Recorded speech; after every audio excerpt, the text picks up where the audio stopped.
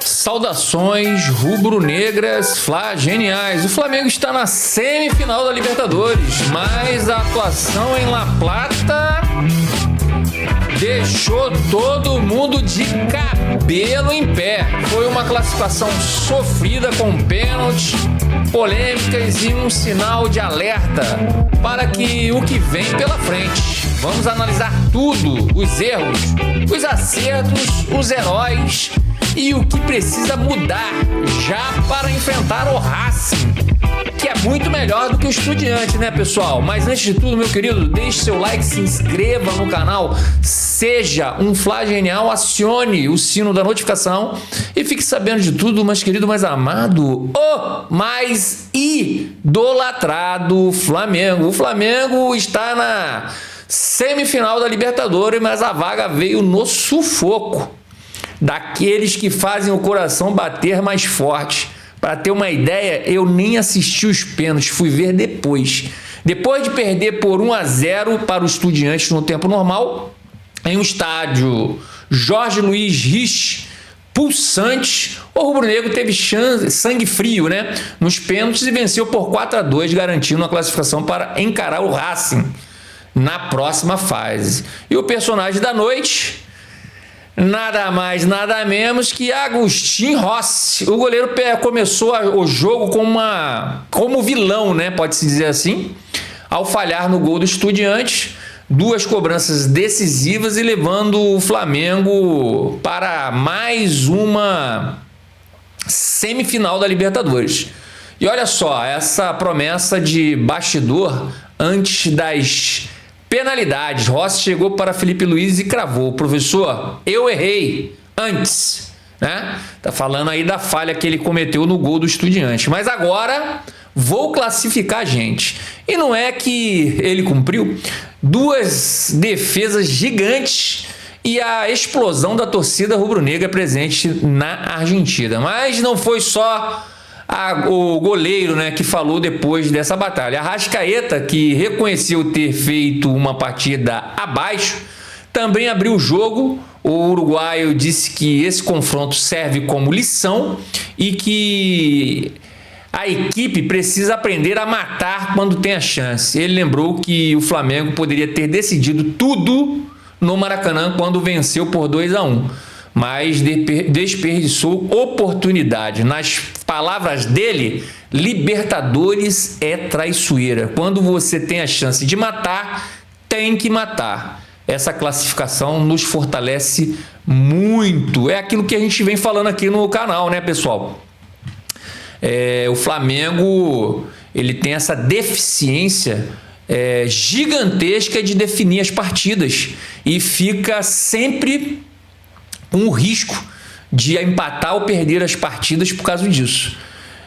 Tem um volume de jogo muito alto, principalmente no primeiro tempo, onde aparecem as chances, e ele não mata. A gente vem falando isso aqui no canal, o pessoal que acompanha a gente sabe que a gente vem falando isso aqui no canal há muito tempo, até mesmo depois das goleadas, que foram 5 até agora na temporada, tá? Pessoal, o Flamengo repetiu velhos erros na Libertadores, né? Ou no melhor, de Libertadores. Falta de intensidade, preciosismo dos jogadores e dificuldade em lidar com times que jogam com mais raça do que qualidade técnica. O próprio Felipe Luiz admitiu que a equipe precisa aprender a lidar com esse tipo de jogo.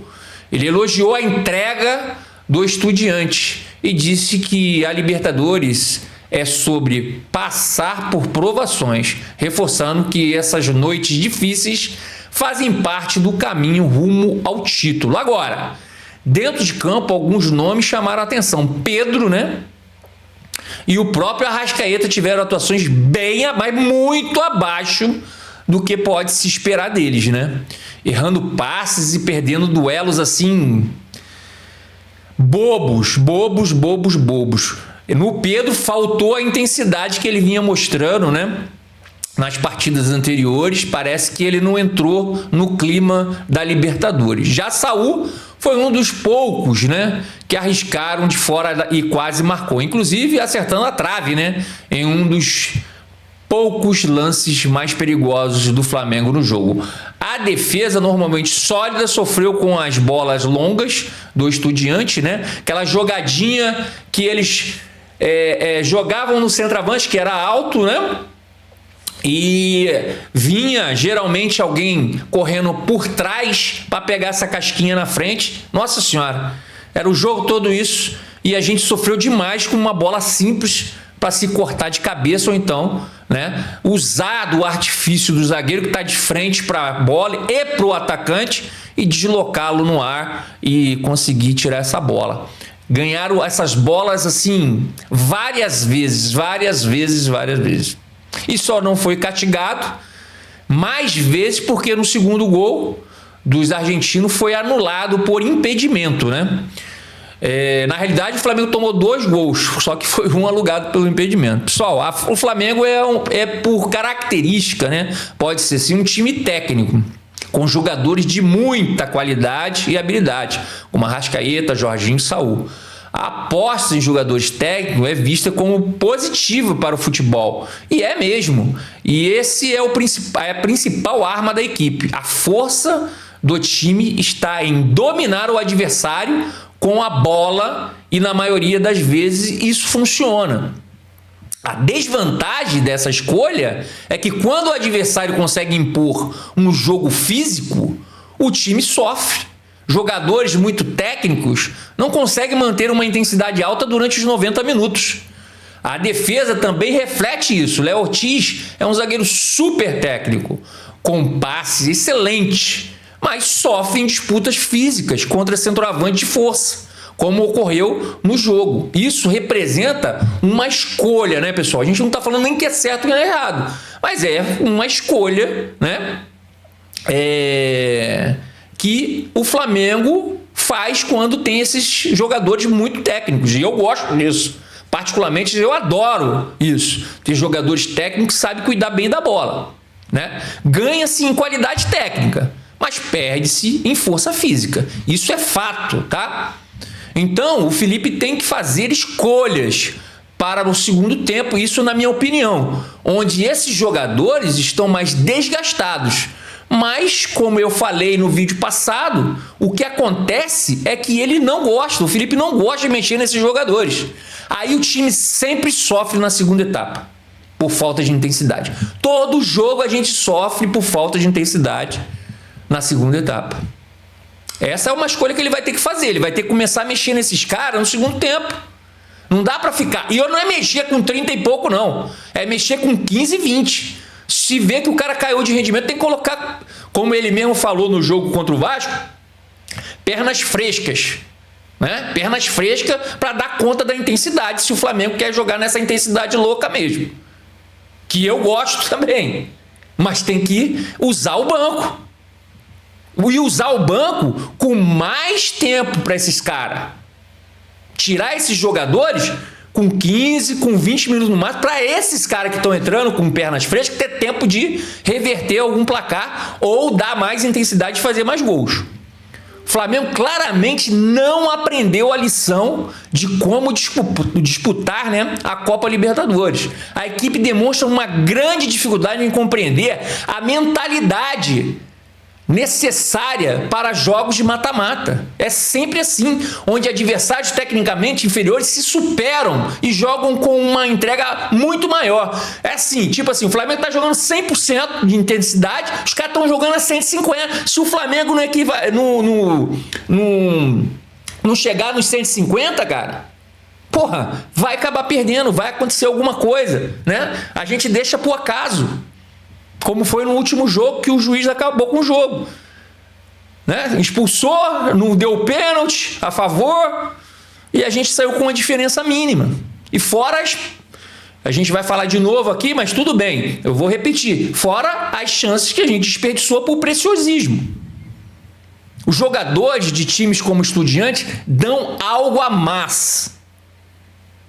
E assimilam desde o berço que a Libertadores é a competição mais importante. A questão é uma falta de vontade ou sangue nos olhos, que se manifesta em disputas de bola perdidas e em uma intensidade menor em comparação aos adversários. Os jogadores do Flamengo muitas vezes buscam um passe perfeito em vez de finalizar a jogada, enquanto o adversário chuta todas as bolas que sobram. Essa postura já custou eliminações anteriores para equipes muito mais fracas, como o Olímpia, né? E o Peñarol. Vou dar um exemplo aqui do jogo, mas teve várias, tá? Só vou dar uma só, mas teve várias. Lances como esse. O Léo Ortiz, no segundo tempo, se eu não me engano, foi levando a bola. Quando ele deu por si, assim, ele estava no semicírculo da grande área e não tinha quase ninguém na frente dele. E ele não chutou. Ele não chutou pro gol, cara. Preferiu dar o passe, que na sequência acabou perdendo a bola. Time que não chuta no gol é assim, filho. Simples assim. Não ganha jogos. Time que não chuta, não faz gol, não ganha jogos. Tem que chutar. Agora, o Flamengo se prepara para enfrentar outro argentino, o Racing, né? Em uma semifinal que promete ser ainda mais complicada. O time de Avellaneda é mais organizado que o Estudiantes, é mais time que o Estudiantes, e tem uma torcida que transforma o estádio, e é o estádio maior do que esses 32.500 do Estudiantes, tá? O estádio num verdadeiro caldeirão. Os jogos estão marcados para os dias 22 e 29 de outubro. E a vaga para a grande final será decidida de novo na Argentina. E é por isso que o Flamengo tem que aprender a jogar Libertadores e jogos de mata-mata, tá? Mas antes de pensar na Libertadores, o Mengão volta as atenções para o Brasileiro. Líder da competição, o time encara o Corinthians no próximo domingo, às 20h30, na Neoquímica Arena, em mais um jogo que promete emoção. E fica o recado dessa classificação, nação. Libertadores é guerra, né? Não basta só talento, é preciso intensidade, frieza e, acima de tudo, aquele algo a mais, né? Que faz diferença nos momentos decisivos. Rossi mostrou isso hoje não, no caso, né? Mostrou isso ontem, né? De vilão a herói, ele provou que a Libertadores é, acima de tudo, para quem aguenta a pressão, e esse time tremeu sim na Argentina. Ele tremeu na Argentina, esse time tremeu. Então, se prepara, porque a semifinal contra o Racing vai ser mais uma batalha de nervos e coração. O Flamengo segue vivo, sonhando com o tetra, mas sabe que cada detalhe pode fazer a diferença. Que venha o próximo desafio. Bem, pessoal, vamos ficando por aqui. Obrigado. Obrigado por flamengar comigo. Crédito Jovem Pan. GE O Globo. E não se esqueça, meu querido, deixe seu like, se inscreva no canal, seja um Fly Genial, acione o sininho da notificação e fique sabendo de tudo, mais querido, mais amado, o mais idolatrado Flamengo. Que Deus ilumine os passos de todos nós. Saudações!